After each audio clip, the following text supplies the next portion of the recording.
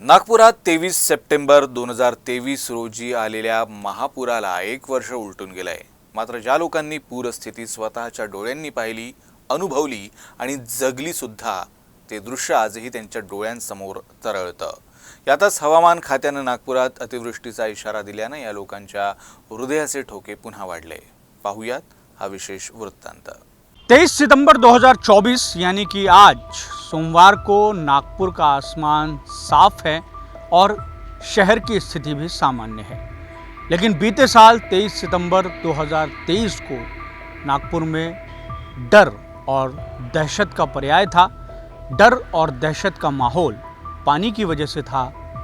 अंबाझरी तालाब, जो मेरे ठीक पीछे आपको दिखाई दे रहा है, इसी के ओवरफ्लो पॉइंट से निकला पानी कई घरों में घुसा और जो स्थिति बनी वो स्थिति आज भी नागपुर शहरवासियों के आंखों के सामने तैर रही है और लोग ये मना रहे हैं कि ऐसी स्थिति कभी ना आए।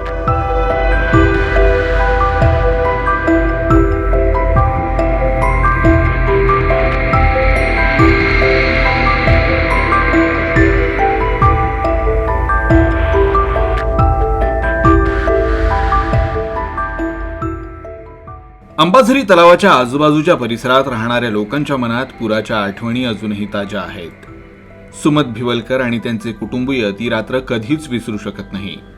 मुसळधार पावसानंतर त्यांच्या घरात घुसलेल्या पाण्यानं घरात ठेवलेल्या वस्तूंची नासाडी तर केलीच, मात्र मुलीच्या लग्नासाठी केलेल्या तयारीची नासाडी सुद्धा या पुरानं केली। तो जैसे ही पानी अंदर आया तो फिर हम कुछ नहीं कर पाए सिवाय ताला लगा के निकलने के, क्योंकि हमें ऐसा लगा कि अंबाझरी फूट गया। तो हम यही कर सकते थे कि अपनी जान बचाते। तो मैं था, ये था, मेरी बेटी थी, 2 महीने बाद शादी थी, उसकी शादी के कार्ड कार में रखे हुए थे और सामान तो लगभग पूरा ही गया, सोफ़ा सेट से लगा के सब कुछ। पानी 8 बजे तक तो आ ही रहा था, पर पानी इस लेवल से नहीं बढ़ा। तो ये हम ये बोल सकते हैं कि पानी इतना आने वाला है। तो इस साल हमने अपने घर का जो भी कीमती सामान है थोड़ा ऊपर ऊपर कर लिया है। इस लेवल का हमने पूरे घर में निशान लगा रखे हैं। हिंदीत रात गई बात गई अशी म्हण आहे, मात्र ही म्हण प्रत्येक वेळी लागू होईलच असं देखील नाही। कारण एखादं संकट रात्रभरात निघून जातं, मात्र त्याचे परिणाम अनेक दिवस सोसावे लागतात। आणि म्हणूनच 23 सप्टेंबर 2023 ची रात्र काही नागपूरकर कधीच विसरू शकत नाहीत। पुराच्या अनुभवाने या लोकांना खूप काही शिकवलं। मोनिका भिवलकर यांनी त्या रात्री त्यांच्या घरात पाणी किती वरपर्यंत गेलं हे चिन्हांकित केलंय, जेणेकरून जेव्हा जेव्हा मुसळधार पाऊस येईल तेव्हा त्या आपल्या घरातील आवश्यक वस्तू वाचवू शकतील। खौफ मतलब मैं है मन में अभी तक वो गया नहीं है और पता नहीं शायद ही जाए, क्योंकि जो मतलब उस टाइम पे जो हम लोग ने झेला है बहुत ही वो डरावना था। और मेन तो हमारी बिटिया का मैरिज था 2 महीने बाद, दिसंबर फर्स्ट वीक में मैरिज। तो पूरा उसका अहेर का सामान जो भी हमने लिया था, खरीदा था, सब पूरा नुकसान हो गया उसका। या पुरामुळे नागरिकांना मानसिक त्रास तर झालाच, मात्र त्यामुळे झालेल्या आर्थिक नुकसानीची भरपाई अद्यापही त्यांना मिळाली नाहीये। जेव्हा बघितलं तर जवळपास या भिंतीच्या वरती जवळपास 10 फूट पाणी होतं।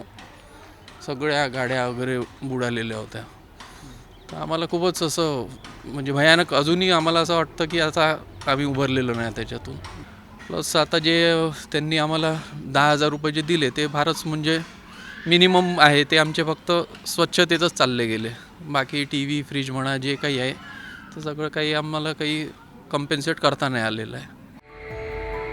तर नागपूर महानगरपालिका नागपुरात पुन्हा पूर परिस्थिती निर्माण होऊ नये यासाठी अनेक प्रयत्न करत आहे। म्हणजे आज जवळजवळ 1 वर्ष पूर्ण कंप्लीट झालं, पण ते भयानक एक स्वप्न, म्हणजे एक म्हणावं की एक डरावना सपना बोल सकते उसको, होता हमारे लिए। आणि हायकोर्टही माननीय हायकोर्टाच्या याच्याने वेळोवेळी त्याच्यावर मॉनिटरिंग होत आहे, त्याच्यामुळे ते सुरू आहे। पण आता त्या गोष्टीला वेळ लागेल, सरकारी काम आहे, थोडा वेळ लागेल, पण होईल अशी आम्हाला आशा आहे।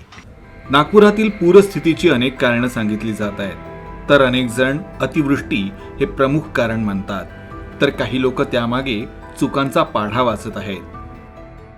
अनुभव असा आहे की मागे 60 वर्षापासून आम्ही या वस्तीमध्ये राहत आहे, कॉर्पोरेशन कॉलनीमध्ये। तोपर्यंत अजूनपर्यंत काहीच झालं नाही, पण हा जे स्मारक बनलं ना, त्याच्या खाली जे चबुतरा केला आहे मोठा, त्याच्यामुळं सगळं पाणी अडलं आणि ते पाणी असं रस्त्याने वाहत वाहत या रस्त्याने आमच्या घरामध्येपर्यंत पोहोचलं. आमच्या घरामध्ये एवढं पाणी होतं. त्यावेळेला मी एकटाच होतो घरी. म्हणजे सगळे अंथरुणं पांघरुणं सगळे ओले झाले. आता काय करावं याला जबाबदार कोण नाही. गेल्या वर्षी सप्टेंबर महिन्यात नागपुरात अनेक दिवस मुसळधार पाऊस झाला. मात्र यावर्षी स्थिती जरा बरी आहे. ज्यांनी 23 सप्टेंबर 2023 ची ती रात्र पाहिली त्यांनी अशी स्थिती पुन्हा उद्भवू नये म्हणून प्रार्थना केली आहे. कुछ तारीखें इतिहास में कभी नहीं भुलाई जा सकती. नागपुर वासियों के लिए 23 सितंबर 2023 की तारीख ऐसी ही है.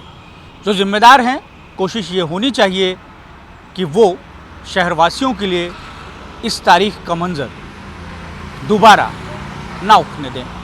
कैमरामैन मिथुन आदमने के साथ दिव्येश द्विवेदी, यूसन न्यूज़, नागपुर.